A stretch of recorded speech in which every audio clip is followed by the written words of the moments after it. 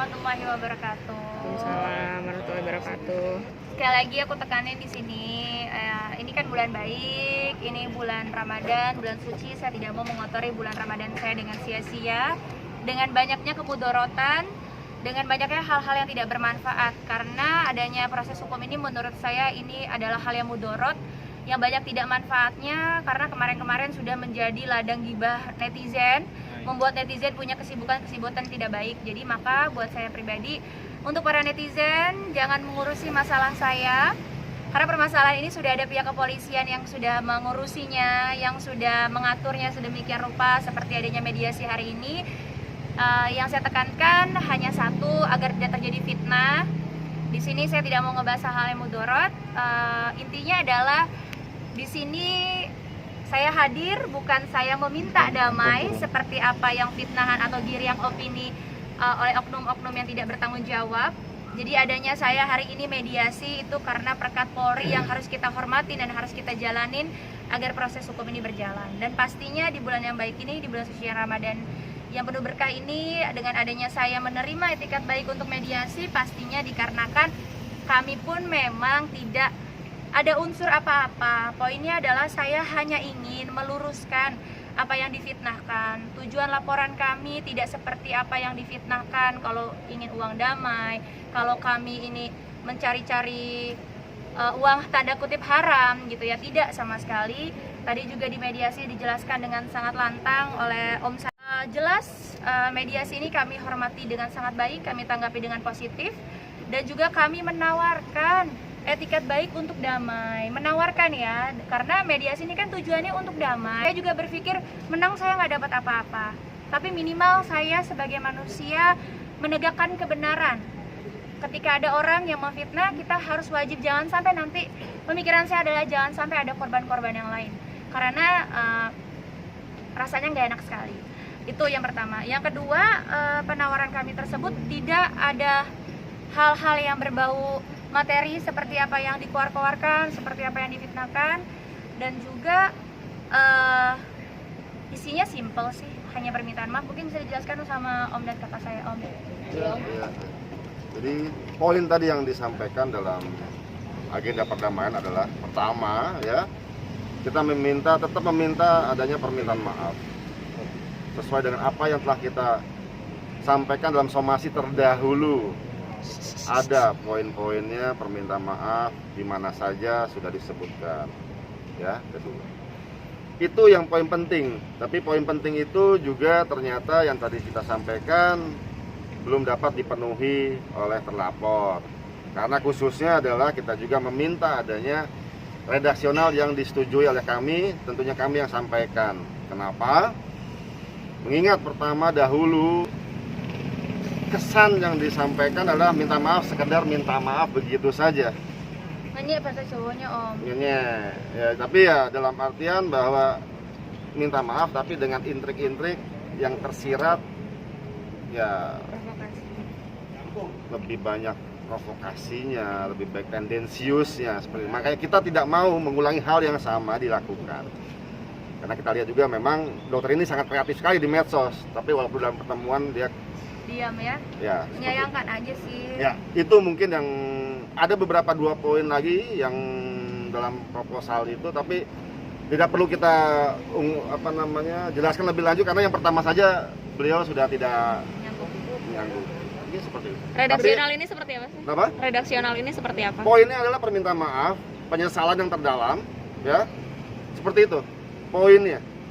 Tapi mungkin hal tersebut mungkin yang rasa-rasanya sangat berat sekali untuk disanggup, ya. Justru yang memberatkan kami juga ya, dari pihak keluarga juga, kakak saya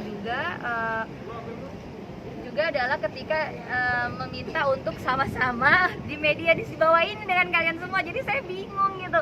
Di kasus ini kan saya sebagai pelapor dan dia sebagai terlapor.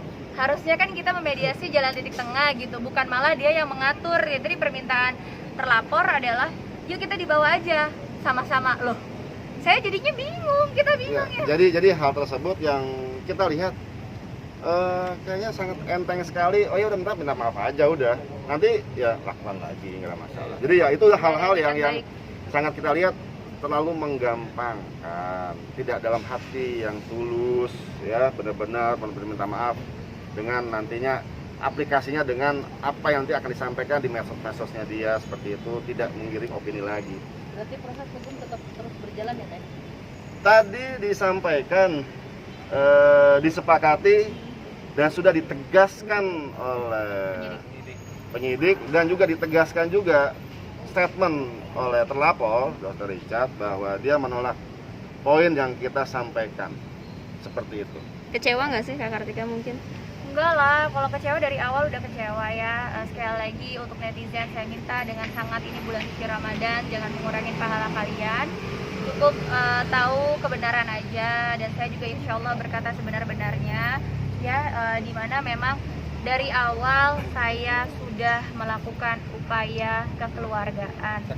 Etikat baik saya berikan dari awal. Dia memfitnah saya DM pribadi, saya kasih nomor pribadi saya. Dari awal dia tidak berhenti, saya ajak untuk tabayun, bertemu, malah tabayun saya dijadikan olok-olokan, menyerang personal juga, dan juga membuat meme dan merepost meme-meme yang tidak etis. Lalu di somasi pertama meminta maaf tetapi menggunakan pembukaan dan penutupan yang tadi sudah disampaikan. Somasi lagi yang kedua masih begitu, makanya adanya kita melaporkan kepada pihak kepolisian karena kami sepertinya tidak mampu untuk membuat stop pelanggaran-pelanggaran hukum yang dilakukan oleh terlapor. Langkah selanjutnya mungkin seperti apa sih Pak? Kita menunggu saja apa yang nanti penyidik akan lakukan sesuai dengan proses penyidikan yang berjalan. Kita hormati, ya seperti itu prosesnya. Kalau dari Kartika Putri sendiri mungkin ya dia menjalani giat-giat di YouTube, ya siar Islam dan lain-lain. Seperti itu saja.